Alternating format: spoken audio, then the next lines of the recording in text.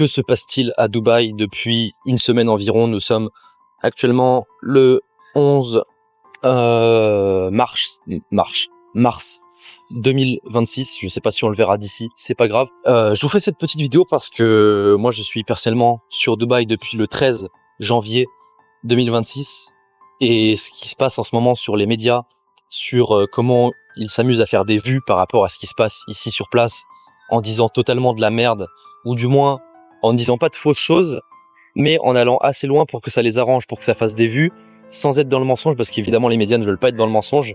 Ils sont forts pour faire ça, pour vraiment... Et c'est assez énervant pour nous, francophones, ou même plus généralement occidentaux, qui sommes sur place, où en fait on se fait littéralement cracher à la gueule. Déjà que Dubaï c'est pas bien vu de base, alors en ce moment encore pire, entre tous les influenceurs, c'est souvent eux d'ailleurs malheureusement qui donnent une mauvaise image de Dubaï, où on les entend cracher sur Dubaï, on les entend prendre peur et dire et crier à Macron rapatrie-moi, rapatrie-moi. Donc les Français qui sont en France et qui voient ça sur les réseaux se disent ah ben en fait à Dubaï c'est que des cassos, et à Dubaï ils vont tous se mettre à Pépon Monsieur Macron pour se faire rapatrier, alors que de base ils étaient bien contents de quitter la France pour ne plus payer d'impôts. Bah ils ont la haine contre ceux qui sont à Dubaï, et d'un côté ça peut se comprendre, mais dans cette vidéo je vais vous parler un petit peu des médias, de comment ils s'arrangent pour limite transformer ce qui se passe ici, et comment ils s'arrangent pour plus ou moins vous manipuler. Donc moi, petit disclaimer, tout ce que je vais dire dans cette vidéo c'est uniquement mon point de vue. Je suis pas un journaliste, je suis pas un politicien, je suis pas propagande pour les Émirats. D'ailleurs je quitte les Émirats la semaine prochaine parce que j'ai envie d'aller en Thaïlande, et du coup je vais aller me faire kiffer en Thaïlande. J'aime beaucoup Dubaï a beaucoup à apporter, et ceux qui sont un peu le cul entre deux chaises par rapport à cette ville, je vous invite vraiment à venir tester, ne serait-ce qu'une semaine. Et personnellement, j'ai jamais entendu sur les réseaux ou rencontré quelqu'un en face à face qui m'a dit ok, j'étais perplexe sur Dubaï, j'y suis allé, j'ai vraiment pas aimé Dubaï, et ce que je pensais de Dubaï c'était vraiment ça. Je n'ai jamais rencontré, honnêtement, je n'ai jamais rencontré quelqu'un qui m'a dit ça. Parce que tous les gens qui vont à Dubaï, même ici des fois sur place, je rencontre des gens qui me disent ouais mais moi avant j'avais des a priori, je suis venu ici et mes a priori se sont avérés être faux. Parce que en France ou même en Occident de façon générale, on a une façon de penser de Dubaï qui est vachement faussée, parce qu'en fait, surtout en France, on est extrêmement jaloux de ceux qui réussissent, de ceux qui font des business, de ceux qui prennent des risques, ceux qui tentent des choses en fait, tout simplement. Et ça fait que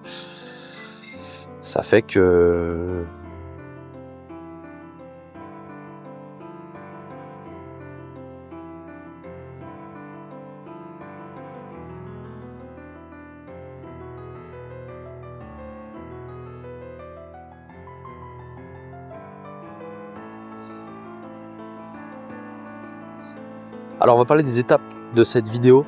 En premier, on va parler de comment est décrite la situation sur place. En second point, comment l'État ici gère cela. Comment les Émirats, et plus précisément Dubaï, parce que personnellement je suis à Dubaï, comment l'État gère ça.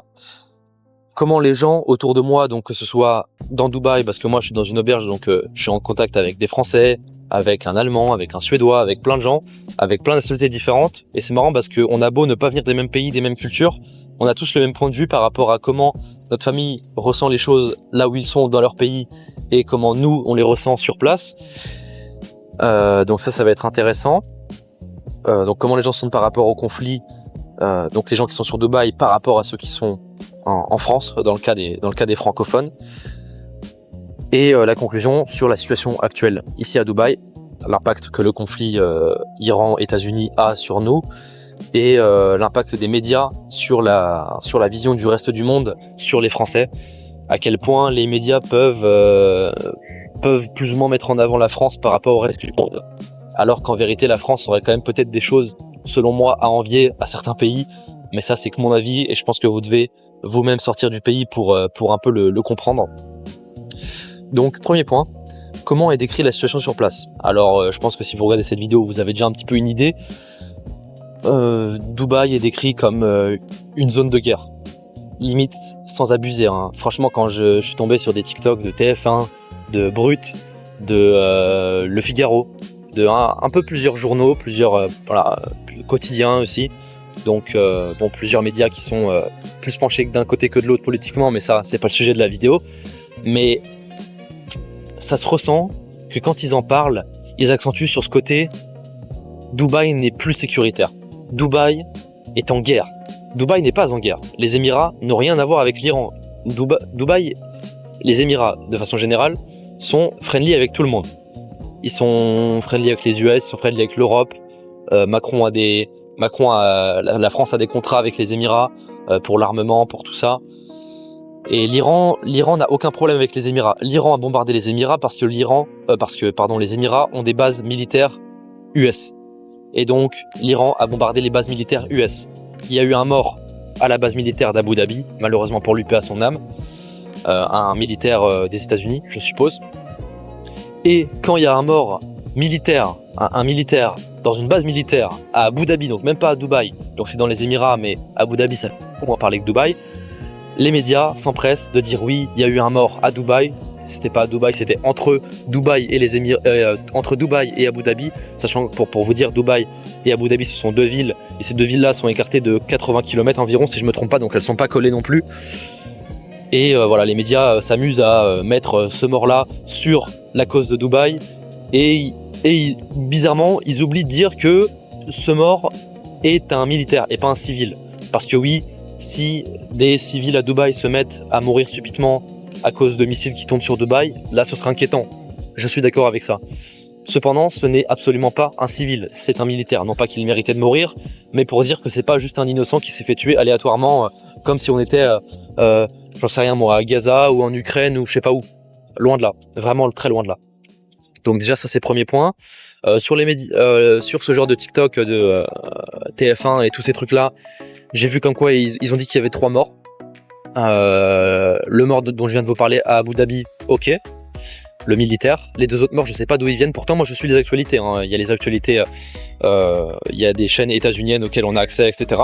Et même les chaînes locales. Et personnellement, bizarrement, j'ai pas du tout vu d'où viennent les 2 autres morts. Sachant que tout ce qui est tombé sur Dubaï, ce ne sont uniquement des débris. Car tous les missiles sont interceptés en l'air. Il y a eu plus de 1000 missiles envoyés par l'Iran sur toute la zone des Émirats. Et ils ont tous été interceptés. Il y en a peut-être 1 ou 2 qui sont passés entre les mailles du filet et ils ont fait juste quelques blessés. Et il y en a certains qui ont touché l'aéroport. Pareil, ça a fait juste quelques blessés. Il n'y a eu aucun mort.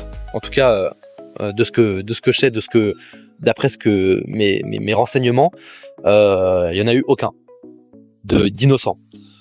Donc parler de zone de guerre, ils décrivent Dubaï comme là où il faut fuir, que c'est devenu super dangereux. Je filmerais pas là à 4h du matin dehors si c'était si dangereux que ça, sachant que le conflit est encore en cours. Là il y a de ça 2 heures, j'ai reçu un message sur mon téléphone, je vous mettrai un petit screen ici. Un message qu'on reçoit à peu près tous les jours en ce moment pour nous dire restez chez vous, des missiles sont en train d'être interceptés, etc. Et en fait à chaque fois 15 minutes plus tard on reçoit un autre message, une autre notification de la part de l'État comme quoi tout est safe. Voilà. Et ça fait ça depuis plusieurs jours maintenant. L'aéroport a réouvert depuis le 7 mars, nous sommes le 11 mars aujourd'hui. Donc ça fait 4 jours que l'aéroport a réouvert, plus ou moins complètement. En fait, Emirates a relancé tous ses vols, mais les autres compagnies, Air France, etc., vont pas revenir de suite, je pense, parce que forcément, ils sont un peu effrayés par rapport au conflit. Ils n'ont pas envie de faire décoller leurs avions dans une zone où il y a encore des missiles qui passent un peu partout. Donc voilà, globalement, comment les médias décrivent la chose, voilà, vous l'avez compris, je pense que vous le savez déjà. Comment ça se passe ici réellement? Les gens sont sereins, il y a beaucoup moins de gens. Il y a beaucoup moins de gens parce que beaucoup de touristes qui devaient venir entre début mars et actuellement n'ont pas pu venir, leurs vols ont été annulés. Et là, depuis que ça a bien réouvert, beaucoup se sont barrés. Certains se sont barrés à Oman et beaucoup se sont barrés là depuis que Emirates a totalement réouvert ses vols. Donc, parce que les gens ont envie d'être dans un pays qui est plus sécuritaire, ça peut se comprendre. Mais croyez-moi, ça c'est une phrase qui va peut-être en fâcher certains, Dubaï actuellement en zone de guerre est plus sécuritaire que Paris, Marseille, Londres, Madrid, Lisbonne, j'en sais rien, en moment de paix. En moment de paix, ces villes-là sont plus dangereuses que Dubaï actuellement en état de guerre. Parce que, comme j'ai dit, Dubaï n'est pas en guerre, c'est les bases militaires états-uniennes qui se font bombarder. Donc c'est les États-Unis qui sont en guerre avec l'Iran, pas nous. Enfin pas nous, pas les Émirats. Donc ça c'est à savoir. Ensuite, second point, donc là par rapport aux médias, je pense que j'ai à peu près tout dit. Et dans tous les cas, si vous avez un minimum d'ouverture d'esprit, essayez de prendre le point de vue de certaines personnes qui sont sur Dubaï. Et les personnes qui sont sur Dubaï vont juste vous dire honnêtement que c'est tranquille. Et aussi, petit aparté, je ne suis pas payé pour dire ça. Si les Émirats payaient leurs influenceurs, parce que moi je suis pas un influenceur, hein, cette vidéo va probablement pas faire beaucoup de vues, pour parler en bien de Dubaï, ce serait un peu ridicule, ils ont pas besoin de ça. Leur marketing se fait tout seul, Dubaï. Vous avez juste aller sur TikTok ou je ne sais où, et vous allez voir plein de vidéos du Burj Khalifa, de tout ce que vous voulez, qui ont fait des millions et des millions et des millions de vues. Et Dubaï, qui est l'aéroport qui a accueilli le plus de passagers au monde en 2024 ou 2025, je ne sais plus. Bon, voilà, autant vous dire qu'ils sont pas à quelques vidéos positives près où ça parle d'eux en bien, en mode oui, regardez, tout est safe à Dubaï, alors qu'en fait on se prend des missiles sur la gueule. Non, les gens qui veulent faire du contenu négatif, ils font du contenu négatif. Si c'est objectif et que ça parle pas en mal de l'État, leur contenu ne sera pas censuré ni rien. Et pareil, moi si je veux parler en positif, si je veux parler en positif et que je le fais, c'est pas il est payé ou on l'a forcé. Personne me force à faire quoi que ce soit. Mais si vous parlez très mal de l'État, là oui, vous serez censuré. Tout comme en France d'ailleurs, hein. Certains disent qu'ici il n'y a pas de liberté d'expression. Croyez pas qu'en France il y en a beaucoup plus qu'ici, hein. Clairement pas. Bref, deuxième point, comment l'État gère cela? Donc comme je vous ai dit dans la première partie, il y a l'État qui nous envoie des messages dès qu'il y a des interceptions de missiles, sachant que 90% du temps on les entend même pas, c'est vraiment juste au cas où, donc ils prennent des préventions là-dessus. Ça c'est vraiment cool. Un second point, peut-être que vous avez vu passer, c'est l'État qui prend en charge les prolongements d'hôtels pour tous ceux qui n'ont pas pu partir. Donc maintenant je pense que c'est plus le cas parce que là Emirates a réouvert ses vols, mais le conflit a commencé quand? Peut-être le fin février, je sais plus exactement. En tout cas, depuis le début du conflit jusqu'au 6-7 mars, absolument tous les hôtels devaient gratuitement prolonger les séjours des personnes qui étaient là et qui n'ont pas pu partir à cause de leur vol qui a été annulé, comme le mien. D'ailleurs, moi je devais partir au Vietnam le 2 mars et mon vol a été annulé. Donc derrière, l'État a dit aux hôtels, on vous paiera les nuits d'hôtel que vous allez donner gratuitement à vos clients, à vos résidents actuels, mais vous allez devoir les prolonger gratuitement. Donc ça, il n'y a pas n'importe quel État qui l'aurait fait, on va pas se mytho. Donc l'État gère globalement très bien cela, hein. On va pas se mentir, et comme je l'ai dit, tous les gens, on n'est pas manipulé pour dire ça, et on n'est pas dans le déni. On se sent plus en sécurité ici actuellement, moi et tous les gens à qui j'ai parlé, que de rentrer dans nos pays. C'est pour ça qu'il y a plein de gens, on leur a proposé le rapatriement, ils ne veulent pas partir parce qu'ils savent que ici, ils font tellement confiance à comment l'État gère ça et à comment tout est orchestré ici, qu'ils préfèrent être ici que dans leur pays natal. C'est juste factuel, hein. C'est les gens qui me l'ont dit, je vais pas les ramener devant la vidéo pour le dire non plus. Troisième point, comment les gens autour de moi se sentent par rapport au conflit, les personnes sur Dubaï par rapport à ceux qui sont en France. Alors ça, c'est un paradoxe qui est assez intéressant. Les gens ici, comme je l'ai dit, sont peu stressés. Ceux qui étaient vraiment stressés sont partis. Souvent, c'est ceux qui avaient des familles, des enfants, etc. Donc ça peut se comprendre. Un père de famille et une mère de famille ne veulent pas laisser leur enfant dans un endroit où il y a des missiles qui tombent. Ça peut se comprendre en soi. Mais tous ceux qui sont jeunes, qui ont 20 ans, 25 ans, qui n'ont pas de famille ici ou quoi, la plupart sont vraiment très peu stressés, sont neutres par rapport à ça.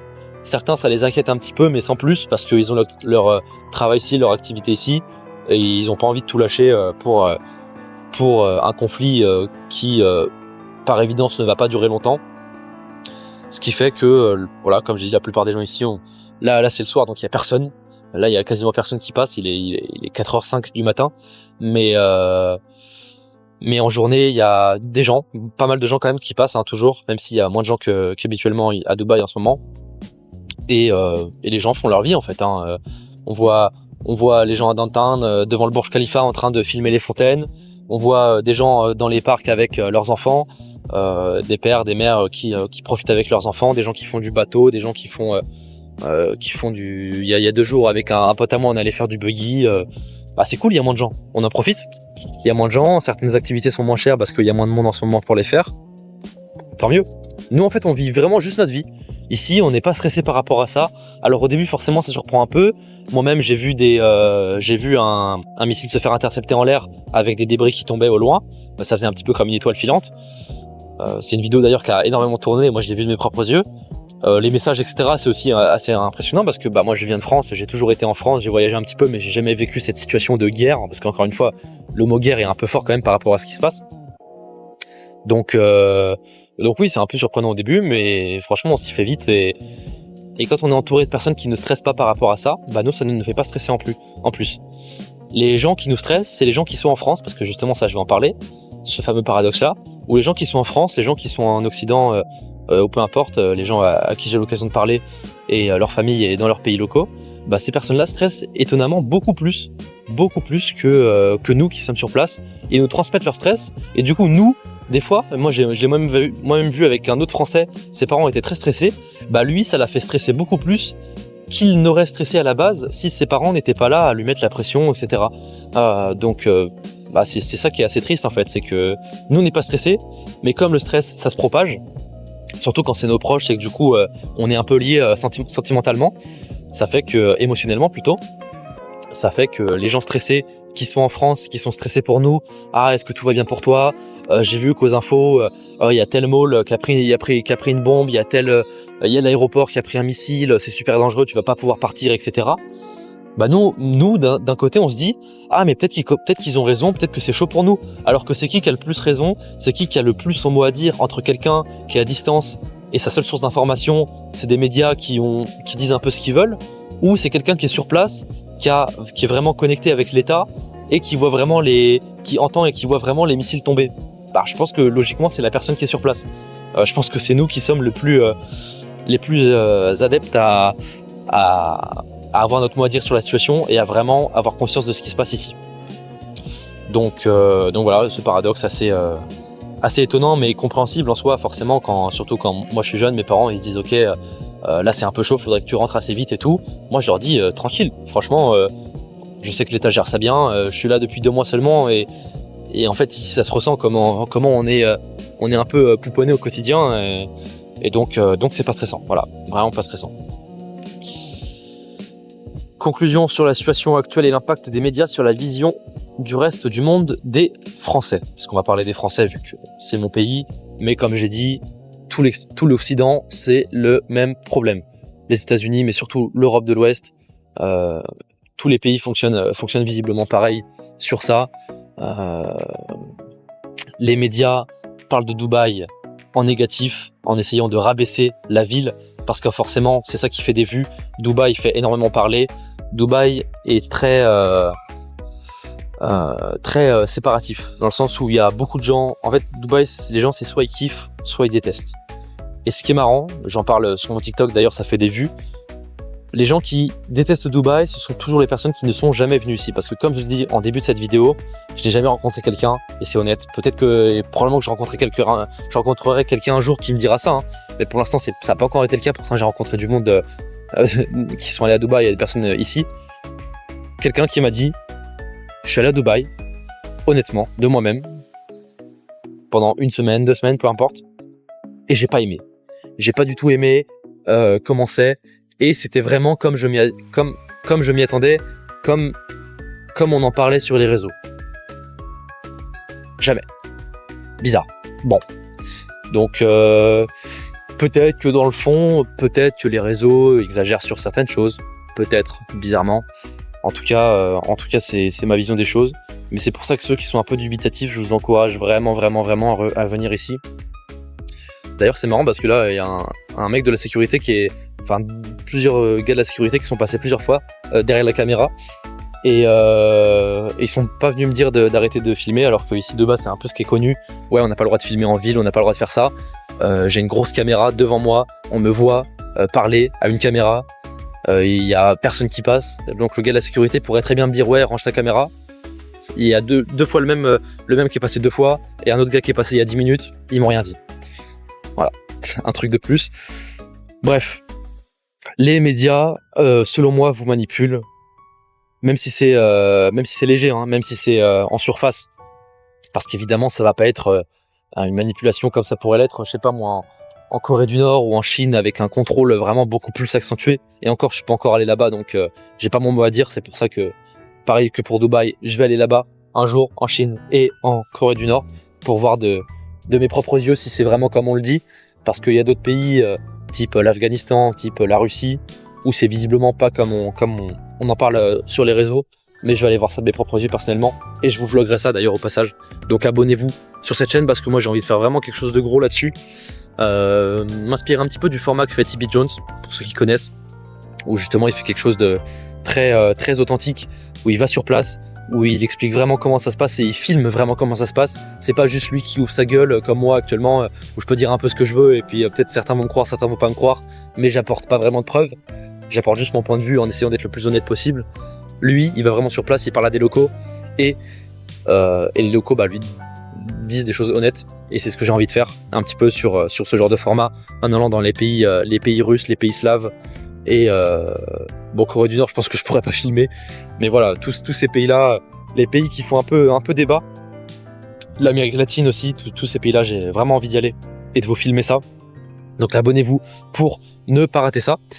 Et ouais, pour revenir sur le sujet de cette vidéo et sur la conclusion, faites très attention à ce que disent les médias, que ce soit sur Dubaï, de façon plus générale, ce qu'ils disent sur n'importe quoi, quand ils parlent de nutrition, quand ils parlent de sport. Ils sont très forts, parce que de toute façon, les gens qui scriptent dans les médias, dans les TikTok, Le Figaro, TF1, peu importe, c'est leur métier. Donc ils savent comment le faire, ils savent comment jouer sur la psychologie. C'est comme ceux qui ont créé TikTok. Ils ont créé TikTok pour que ce soit... TikTok a payé des ingénieurs pour faire en sorte que le fonctionnement du réseau soit le plus addictif possible, et pour que ça vous crame le plus votre cerveau, parce que plus votre cerveau est cramé, plus vous passez de temps dessus. Plus vous passez de temps dessus, plus la plateforme va gagner d'argent. Et qu'est-ce que veut la plateforme à la fin? On est dans un monde capitaliste, ils veulent gagner de l'argent. Donc ils payent pour gagner un maximum d'argent. Les médias, c'est pareil. Les médias, plus ils parlent mal de Dubaï, ils savent qu'en France, on adore cracher sur Dubaï parce que c'est un truc où il y a beaucoup de riches, où il y a aussi des cassos. Il y a des cassos partout. Mais à Dubaï, il y en a, hein, ça je dis pas le contraire. Donc ça va faire de l'audience en France, que ce soit aux infos, que ce soit sur TikTok, sur les médias, sur les journaux plutôt. Ça va faire de l'audience, ça fait de l'argent. Donc plus on en parle et plus on accentue sur certaines choses. Ah, c'est la guerre, ils prennent des bombes, tous les influenceurs partent. Faut arrêter là, si je vais à côté du Burj Khalifa, j'essaie d'organiser un event, il y a plein d'influenceurs qui vont venir. Enfin pas moi, mais s'il y a un mec un peu connu qui organise un event, il y a plein d'influenceurs qui vont venir. Ils se sont pas tous barrés, certains sont barrés, beaucoup sont restés parce que beaucoup ont juste la flemme de partir et se sentent en sécurité ici. Donc s'il vous plaît, ne vous faites pas manipuler par l'État à ce point-là. Je dis pas que les médias disent que de la merde et je vais faire le complotiste à 2 balles, mais prenez vraiment sur les pincettes ce que disent les médias, parce que surtout sur TikTok, parce que TikTok c'est énormément de désinformation, mais les médias adorent amener le sujet là où ça les arrange, et derrière vous faire croire des choses qui sont à moitié vraies. C'est jamais complètement faux, parce que sinon ce serait illégal de leur part, ce serait de la fake news, mais ils aiment bien être un peu border. Bref, je vais pas m'étaler sur ce sujet pendant 30 ans. Je pense que vous avez compris, et j'espère que vous aurez vu à travers cette vidéo mon honnêteté. J'ai essayé d'être le plus honnête possible. J'ai pas forcément amené énormément d'arguments. En fait, il n'y en a pas énormément à amener parce que il y a juste pas grand chose à dire. C'est juste que c'est comme ça. Je vous donne mon point de vue, je suis sur place, je suis sur la marina. Vous pouvez voir la marina derrière moi, c'est pas un fond vert.